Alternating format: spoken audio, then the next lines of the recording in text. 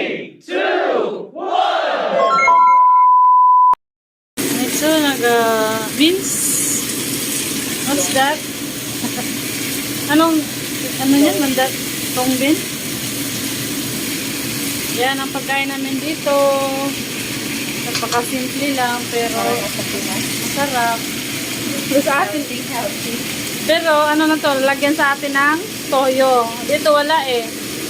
Ano lang, sibuyas lang. Lugaw. Saka yung kanina. Dami kami pagkain. So ito na nga guys, no, ang dami namin talagang pagkain dito. Kaya salamat kay Lord. At andyan yung ating mga naging amo na napakabait din. Kaya kain-kain lang. So ito na naman, mais na